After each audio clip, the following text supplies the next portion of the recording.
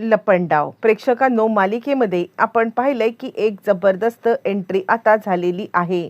मुळातच या एंट्रीमुळे मालिकेतली सगळी समीकरणं बदलताना आपल्याला दिसणार आहेत। पण नक्की आता ही एंट्री कुणाची होती?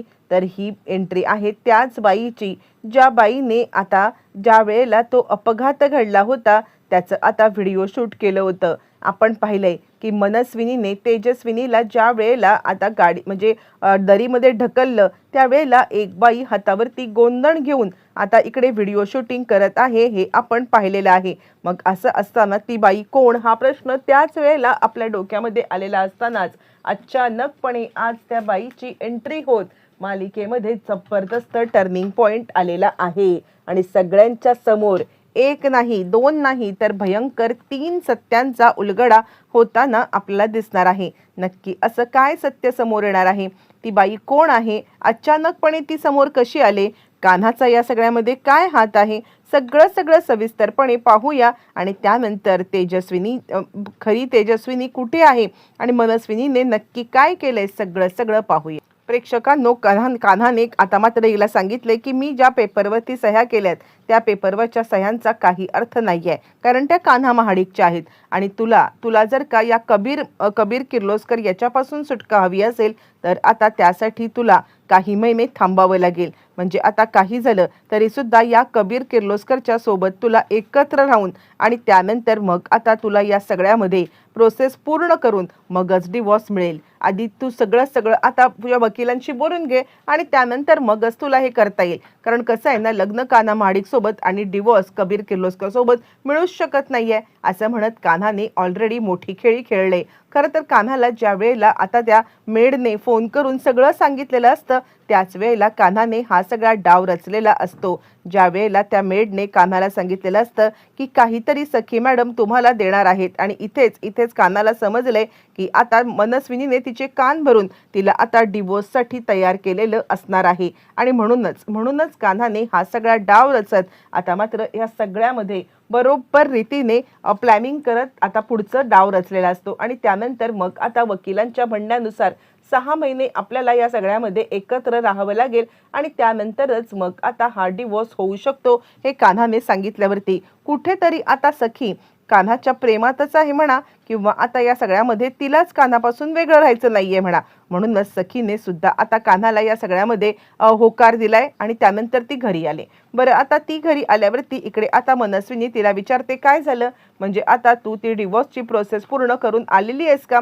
यावरती ती आता सांगायला लागते नाही, म्हणजे खरं तर मला त्याचं म्हणणं पटलेलं आहे। आणि यावरती मनस्विनी सांगायला लागते कसलं म्हणणं, काय म्हणणं, काहीच कळत नाहीये तू काय बोलतेस ते। त्यावरती ती सांगायला लागते काही नाही, म्हणजे खरं तर त्यांनी आता मला सांगितलंय की 6 महिने तरी आपल्याला एकत्र राहावं लागेल, कारण जो डिवोर्स झालेला म्हणजे जो लग्न झालेला आहे ते कान्हा महाडिक सोबत झालेला आहे आणि जो डिवोर्स होणार आहे तो आता कबीर किर्लोस्करच्या सोबत होणार आहे। आणि असं जर का असेल तर आता म्हणजे त्याचं म्हणणं असं आहे की कबीर किर्लोस्कर सोबत आता त्याला मला राहावं लागेल। असं म्हटल्यावर ती मनस्विनी विचार करते याने तर चांगलाच डाव आता साधलाय।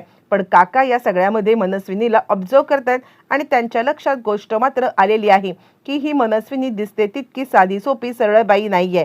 ही आता कोणत्याही परिस्थितीमध्ये या दोघांना एकत्र येऊ नये यासाठी प्रयत्न करणार आहे।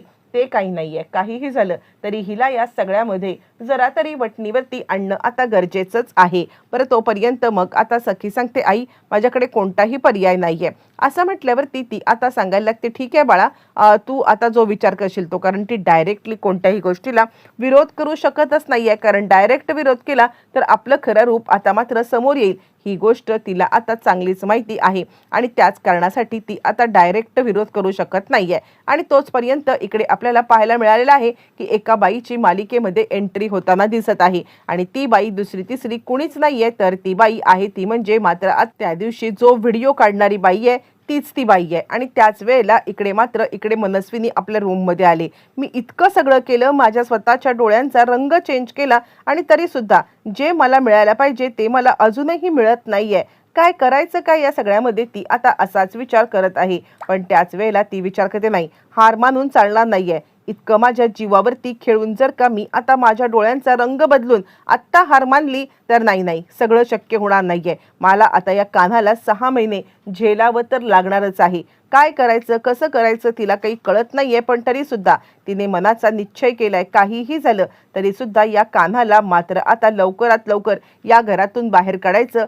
6 महिने त्याला मी इथे राहूच देणार नाहीये, असं तिच्या डोक्यामध्ये प्लॅनिंग चाललंय. बरं, कान्हा आपला बोजा बिस्तारा घेऊन आता आलेला आहे, तो म्हणजे स्वतः आता घरी राहण्यासाठी. आणि त्यानंतर या सगळ्यामध्ये आता मात्र काहीही झालं तरी सुद्धा आपल्यासोबत जे काही घडतंय ते आता मनस्विनीला अजिबात कळत नाहीये, कारण कान्हा घरी आल्याने तिची मुश्किल अजून आता वाढणार असते.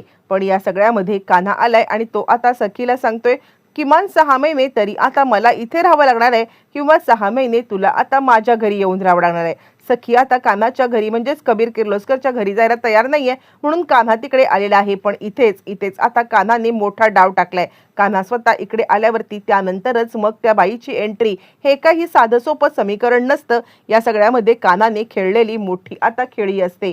कान्हाने ताबडतोब रीतीने आता मात्र त्या घरात एंट्री करत बरोबर रीतीने सगळ्या सूत्र आता आपल्या हातात घेण्याचं ठरवलेलं आहे. आणि तोचपर्यंत इकडे आता मनस्विनी विचार करते, हा इकडे आलाय आणि 6 महिने इथे राहणार, याच्या नक्की डोक्यामध्ये काय चाललंय हे जर का मी जाणू शकले ना तरच मी आता याला मात देऊ शकते. पण आता मनस्विनीला हे कळायच्या आधीच खूप मोठी आता गोष्ट घडणार असते. आणि त्याच वेळेला कान्हाला ती सांगायला लागते, सखी हे बघ, तू या घरामध्ये आलायस, पण म्हणून माझ्याशी जवळीक करण्याचा बिलकुल प्रयत्न करू नको. काही झालं ना तरी सुद्धा मी या सगळ्यामध्ये तुला आता माझा नवरा मानत नाहीये, किंवा तुला मी या सगळ्यामध्ये नवरा म्हणून कधीच स्थान देऊ शकत नाहीये. जे काही असेल ना त्या सगळ्यामध्ये तू आता माझ्यापासून लांब राहायचं, असं म्हणत ती त्याची सोय गेस्ट रूम मध्ये कर. बरं, त्याच वेळेला त्या बाईची आता मालिकेमध्ये एंट्री होणं ही आता एकदम महत्त्वाची गोष्ट घडलेली आहे. ज्या वेळेला तिची एंट्री झाली तोपर्यंत इकडे आता मनस्विनी विचार करते, हा कान्हा इकडे आलेला आहे आणि काय माहिती माझ्या मागची 7.5 कधी संपणार. पण त्याच वेळेला आता मात्र त्या बाईची एंट्री झाली आणि तिने आता सांगितलंय, 7.5 जात नाही आणि गेलेली कर्म फिरून आल्याबिगर राहत नाही.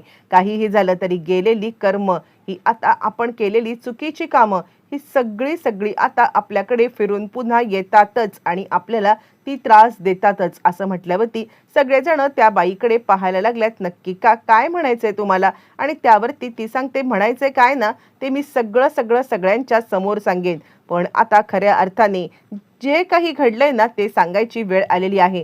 मनस्विनी त्या बाईला पाहते, तिला कळतच नाहीये आता नवीन कोणतं संकट माझ्यावरती ओढवतंय अशी तिला शंका आली. आणि कोण आहात तुम्ही. आणि यावरती ती सांगायला लागते, खरं तर त्या दिवशी ज्या वेळेला तुमचा अपघात होत होता ना त्यावेळेला मी तिथंच होतो. असं म्हटल्यावरती मग मात्र मनस्विनीच्या पायाखालची जमीन हादरलेली आहे. आणि मनस्विनी मात्र आता बोलते, काय बोलताय तुम्ही आणि तिकडे, आणि काय करत होतात तिकडे तुम्ही. आणि मग ज्या वेळेला हे सगळं घडत होतं तुम्ही आता नक्की काय करत होती. मनस्विनी घाबरले, पण ती दाखवण्याचा प्रयत्न मात्र करते आहे की आता या सगळ्यामध्ये इकडे मी घाबरलेली नाहीये. पण त्याच वेळेला कान्हा तिकडे, आणि कान्हा आता सांगतोय, काय बोलायचंय काय तुम्हाला. त्यावरती ती बाई येते आणि खरं तर त्या दिवशी घडलेला प्रकार मी पाहिलाय ना, ही खरं तर मनस्विनी आहे, तेजस्विनी नाहीये.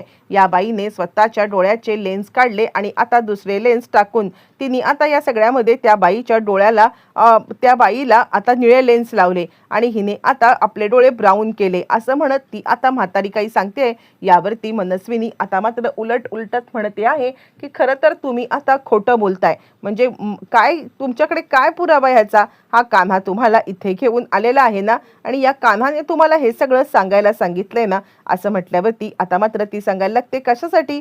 मी पुराव्या बिगर काही बोलतच नाहीये, पुरावा असल्या बिगर मी आता कधीच काही बोलणार नाहीये. असं म्हणत तिने आता तो व्हिडिओ दाखवलाय ज्या वेळेला ती आता लेन्स चेंज करते आहे, किंवा ज्या वेळेला ती हे सगळं करते.